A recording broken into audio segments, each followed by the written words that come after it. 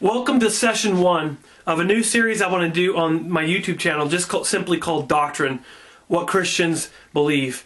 You know, in a world of that doesn't actually believe in absolute truth, this is kind of a risky task, right? Is actually claiming, and I claim, not me actually, it's God that claims that He has the absolute truth. And so it is really important to actually know what you believe and why you believe it. But this series, we're not going to deal with the why I believe. That will be another whole nother small group session. But I will, this series, talk about what I believe. And so there's going to be different doctrines and different sessions. And this really comes from the idea in 1 Timothy 4:16. And it says, Paul actually tells young Timothy as a pastor, he says, watch your life and watch your doctrine closely so that you will not be led astray and that you will not lead others astray. Actually, it's really important to actually watch how you live, but not only how you live, but what you believe. Because what I believe changes everything. Now, this first session, it's really simple. I'm going to put it up right up here in the green part here. You're going to be able to see what the number one thing is. And we're going to go on into deeper stuff next week and the week after that. But you know what? We're going to be very basic here, very simple. But you can't go on to the rest of it without believing this very first belief that Christians believe. The majority of traditional Christians believe this. Of course, I would say that you can't believe in this first one. I mean, if you don't believe in the first one, you really can't be a Christian or Christ follower, and you'll know why in just a second. But the very first thing is God is. We believe as Christians that God exists, and God created the heavens and the earth, and He created you and me, and birds and fish and animals and mammals and whales and all that kind of stuff. We believe, and we'll talk about creation in a few weeks, but simply in this one, we believe that God exists, or as I put up here, God is. The very first verse that I think about is in Genesis 1:1. When you open up the Bible and you open up the very first page, and you go past table of contents and all that, and you see Genesis 1:1. It says, in the beginning, God. Okay, and we'll talk about creation, but I like the fact that the Bible just assumes that God exists. And so as Christians, if you go deeper than what we believe in God, we believe God as the Trinity. God is 3 in 1.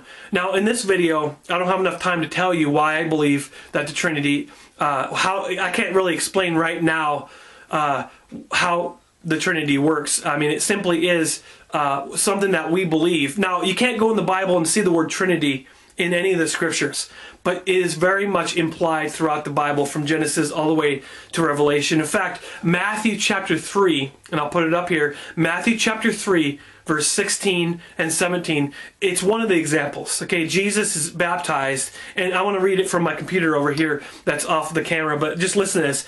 It says, after His baptism, as Jesus came up out of the water, the heavens were opened, and He saw the Spirit of God descending like a dove and setting on Him. And a voice from heaven said, this is my dearly loved Son, who brings me great joy.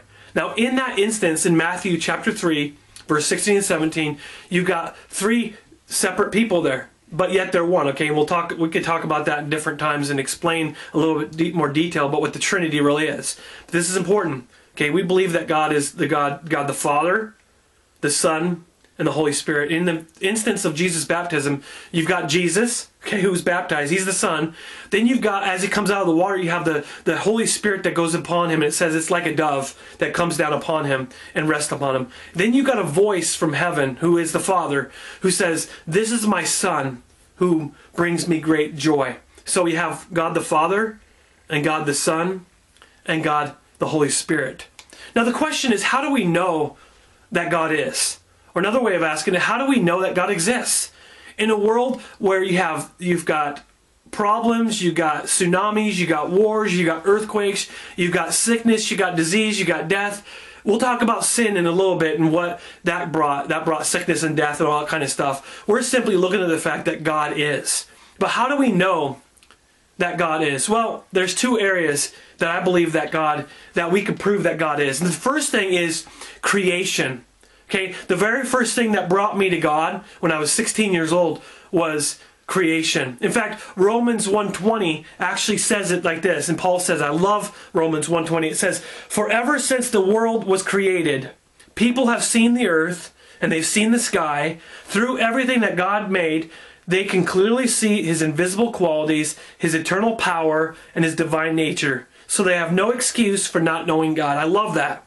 Nobody can have an excuse for not believing in God. In other words, you cannot be an atheist. Being an atheist is nonsense in my opinion and in Paul's opinion, because all you have to do is open your eyes and look at mountains and look at the streams and look at people. And of course we have problems in this world. We'll talk about that with sin. But if you go outside of all the problems, you just look at the earth and you look at creation and you look at all that kind of stuff, you have to believe in God. Okay? There's a couple areas that makes in creation that helps me. And that's when you hold a baby for the first time.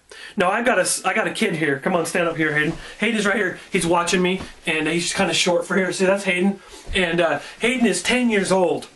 And I remember when he was first born. He was 19 inches long, and he was very small. He could fit in the palm of my hand. And now he's almost as tall as I am. He's not quite tall enough to be in the camera. I have to lift him up, but. When he was that little, I remember when the nurse, he was first born, they cut his umbilical cord, and before even my wife got to hold him, I got to hold him for the very first time. And I remember holding him, and I don't want it to be more dramatic than it really was, but I did have tears in my eyes. There's a picture that proves it, I think. But there were tears in my eyes, not simply for the fact that I was a father, even though it scared the bejesus out of me, and it still does, but it actually reminded me of the goodness of God. Okay, God created the process of two humans coming together and having the ability to have a baby. But God, we believe that God creates, and he creates, and all you have to do is hold a brand new baby, newborn baby, and say, wow, God does exist. Another thing that helped me to believe in God was when I was about 16 or 17 years old. I got my very first job. I worked with my dad at the city of Sumner, actually the Sumner School District. He's a bus mechanic. He used to work for the school district there in Sumner.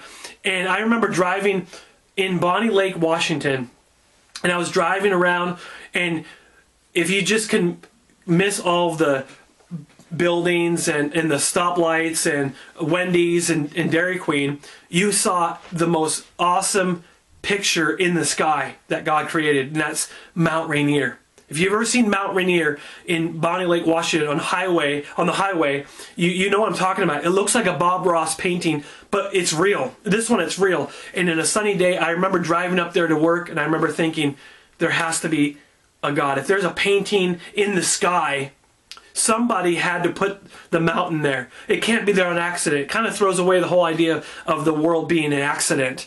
And people believe in evolution, and people believe that we're here by accident. And I think that's just total nonsense, to be honest with you.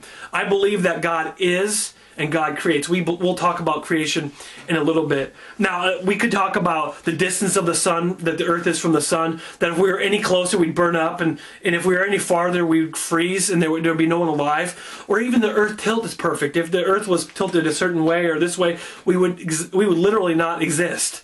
But we actually have to have the earth in the perfect spot, distance from the sun, and the tilt has to be just right.